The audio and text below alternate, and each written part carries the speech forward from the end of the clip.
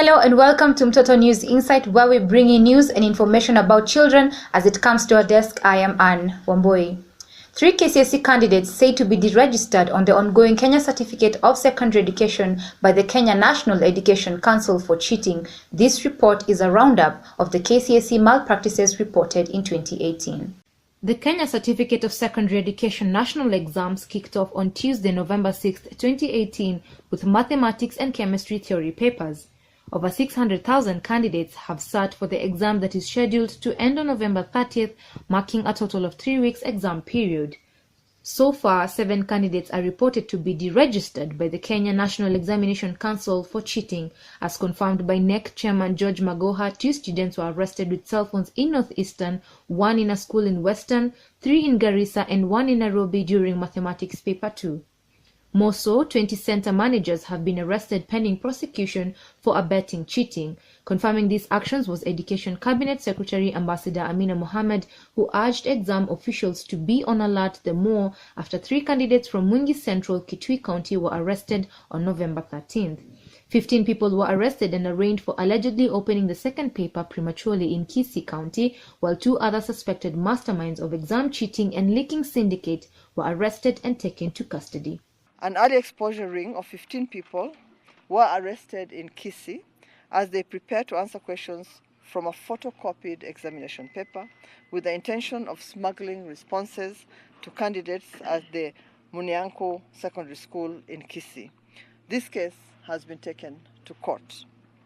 As a result of this case, the TSC Secretary, the CEO, the Secretary Nancy Macharia, has announced that disciplinary action has been initiated against the administration of that school. CS Mohammed says there is no room to be left for cheating and anyone found will be punished accordingly. In 2017, the NEC cancelled a total of 1,205 exams compared to this year's of at least 10 candidates so far. For Mtoto News, I am Anne Wamboi.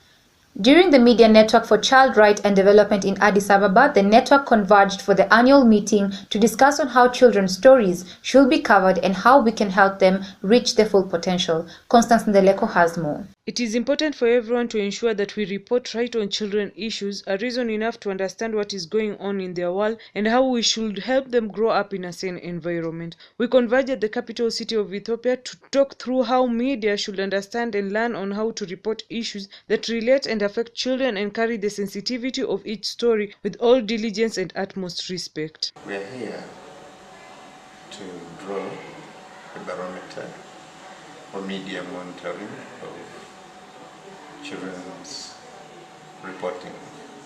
African planning is for adult and the youth, and to some extent it is quite silent when it comes to real action for children. So we have to come out at this point in time to really dig out the issues of the children, give the children a voice in all spheres. There is need to teach and make media understand of how vital their presence is felt across children and the influence it has in their lives. Thus, the 2-day meeting with the Media Network and Child Right Development that has brought about members from different regions of Africa was on how we can measure coverage of children's stories in media platforms. The meeting that we have been having these last 2 days is mainly focusing on developing the media barometer that will enable us to track the extent of child coverage in the media across different media platforms in the whole Africa. This meeting has brought together different experts from different parts of Africa. We have people from Malawi, Kenya, Uganda, and we are hoping that the coverage of this monitoring is going to be across the different parts of Africa. But we are starting off first with a pilot project that is going to see how best we're going to do this work, and then from there roll out to other countries. In terms of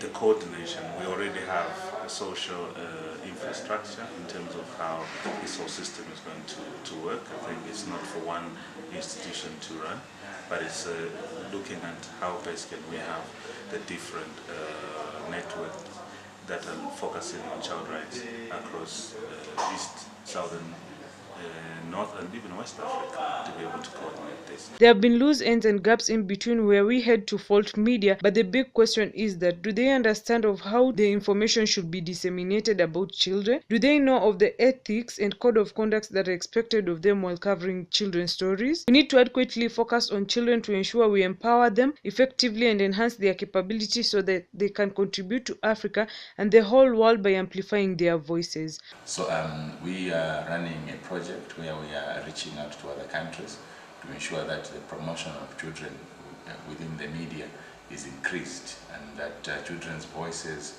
are enhanced, including civil society organizations.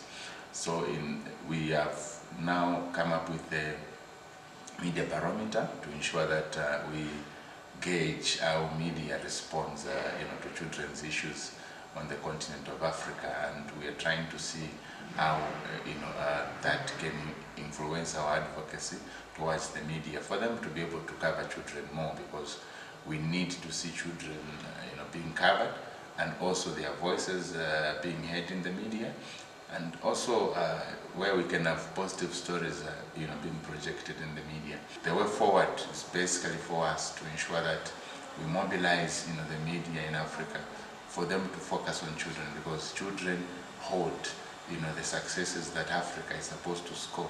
Most of the changes that we need to have on the continent are supposed to be done by the things we do to influence children.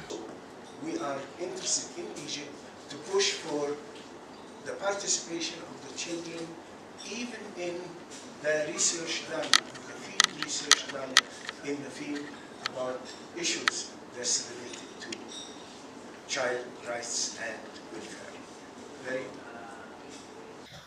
For a child to have a holistic well-being, there's a need for everyone in the society to give their full support for better development. The CSO Forum held in Addis Ababa, Ethiopia, highlighted on issues such as reproductive health on children, children and technology, and shrinking CSO space. Connie Ndeleko has more.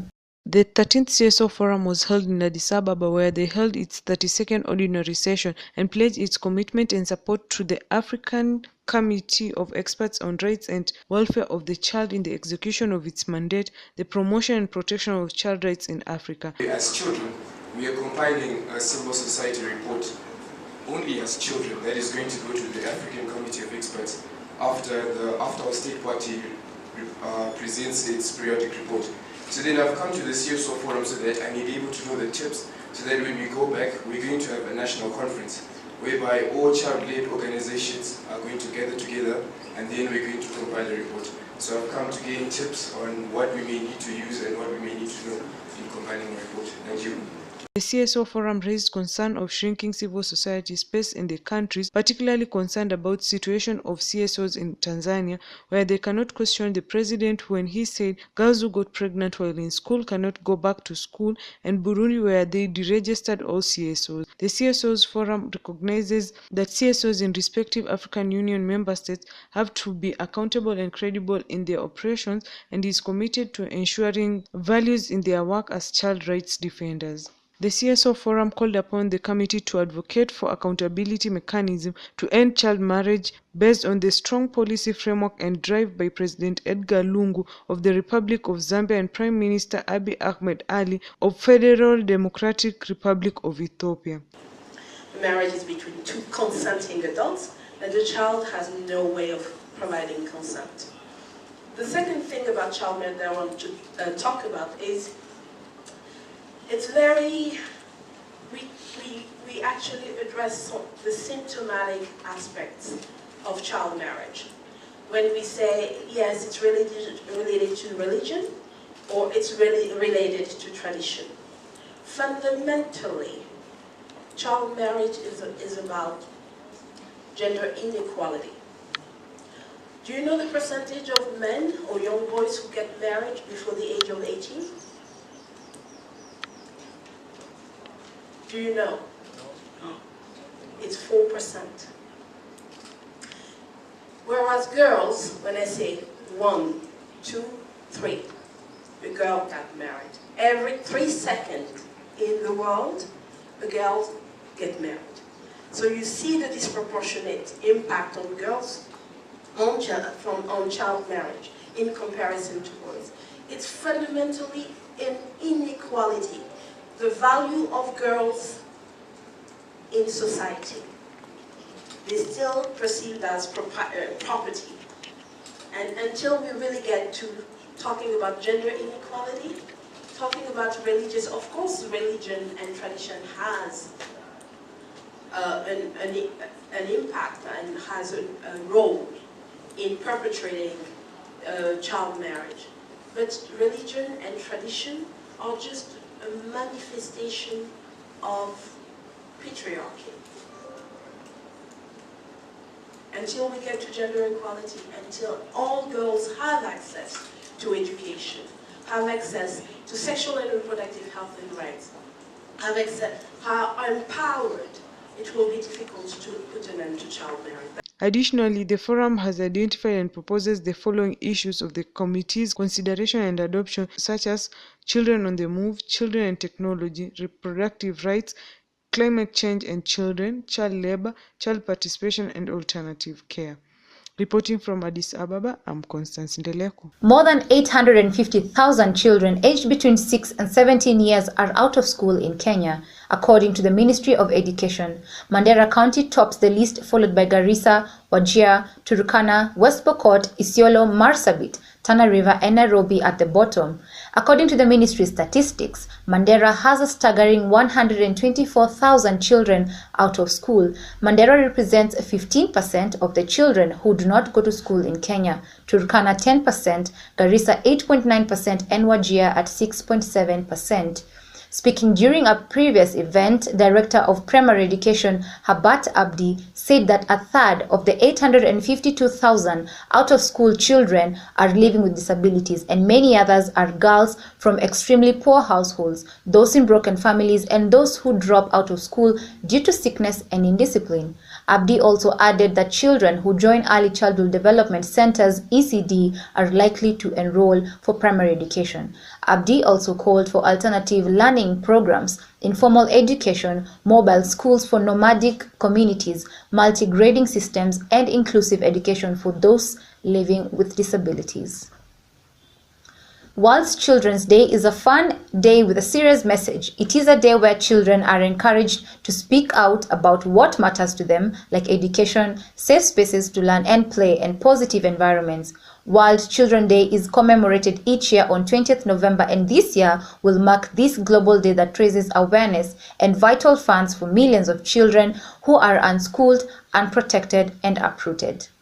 That report brings us to the end of this week's news bulletin. For more news and information, visit our website www.mtotonews.com and follow us on social media pages at Mtoto News. Thank you for watching. Until next week, I am Anne Wambui.